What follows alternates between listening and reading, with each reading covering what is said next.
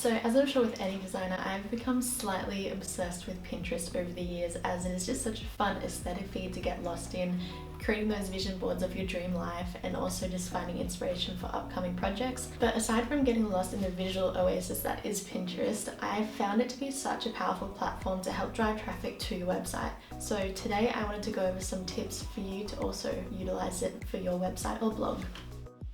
So alongside my business, The Binding, I also have a blog called The Essentials Club, which is a DIY hub full of tutorials. Every time I created a new vlog or blog, I just casually started uploading some promo posts to Pinterest, as I thought that would be the right audience on there. And fast forward 2 years of keeping this up, Pinterest has now become my single most biggest traffic driver to my website. At the time of recording this, I have 5.2 million monthly viewers and 20.6 thousand followers on Pinterest.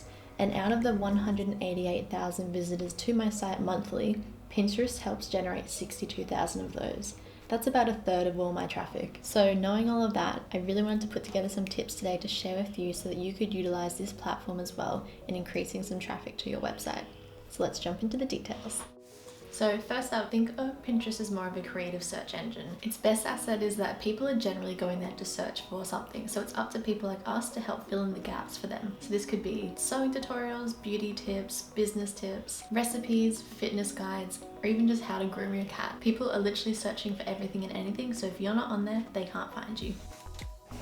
If you're not familiar with how Pinterest works, I'll give you a quick overview. Generally, we have these boards that we create and we add pins into there that are of a general similar theme. So once we've got our boards categorized, we then move on to posts. And there is two main types of posts. First one being a repin, and this is existing posts probably added on by other people, and you just like the look of them, or you think that the subject is relevant to what you want to post, so you then repin it into one of your boards. The second type of post is an original post that you have uploaded there and that you would ideally link it back to your website. So this is what I was talking about before. Whenever I have a new tutorial, I create a custom post that has the title of the tutorial, a picture of it, and something that links to the website, and then I upload that with a description about the post, and then that gives people the ability to then add it onto their boards if it's relevant to their subjects. It's a bit of like a sharing ecosystem where you're creating mood boards with a mixture of your own content and other people's. So obviously today we are focusing more on the custom content, as that is what is going to help drive people from Pinterest to your website.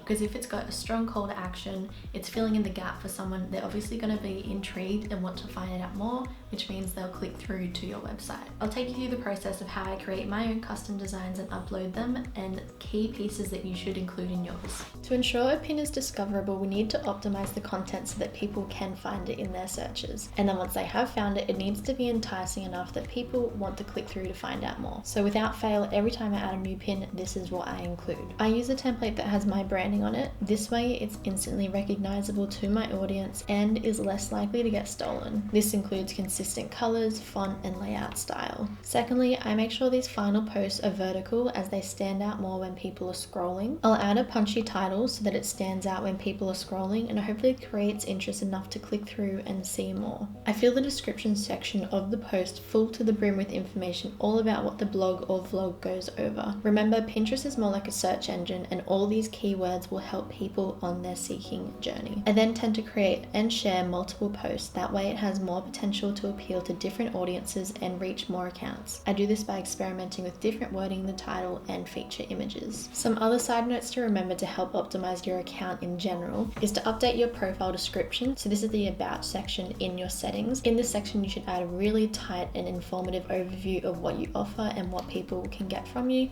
This also helps in the search function of Pinterest, as all these keywords in there will obviously trigger people's search. Every time you create a new board, make sure that you have, again, another description for this, as each board I'm sure has a different theme, so that means that you can have different keywords for each board, and that just helps reach more people at the end of the day. I'd also suggest to put all your branded content into one of these boards. So for me, I have all my tutorials in one board. It has all my similar branded posts in there. So if someone does visit my profile and they know they want to find tutorials and go through to my site, they're all in the one area. I also do this for the binding profile, so any of my graphic work that I create and share on there, I put it all into one folder, so it acts as a bit of a portfolio that way. If you're struggling to come up with any ideas of what you can post onto Pinterest to help draw traffic to your website, here's a list of ideas that you might have already laying around that you could turn into posts in the meanwhile while you create new content. First up, promote existing services or products. Are there any questions that commonly get thrown around and you could link to your frequently asked page or even a blog post that answers these questions?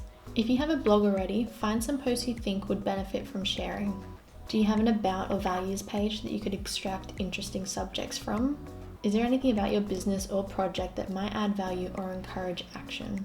Remember, content that does well is one that adds value to the person that's searching, whether that's answering a question or even just entertaining someone. Think about how you can benefit someone else. Obviously, people who click through from Pinterest onto your blog or one of your website pages don't always end up in sales, but it does help build brand awareness, and ultimately they could go on to follow your journey on Instagram, become invested in your brand, you then earn their trust, and then they become a lifelong customer. So it's not always just that instant return, it's about laying down these foundations to help the longevity of your project or business. I hope today's tips really helped. If they did, let me know below, or if you have any further questions, I would love to answer them. Otherwise, I'll see you in some upcoming videos.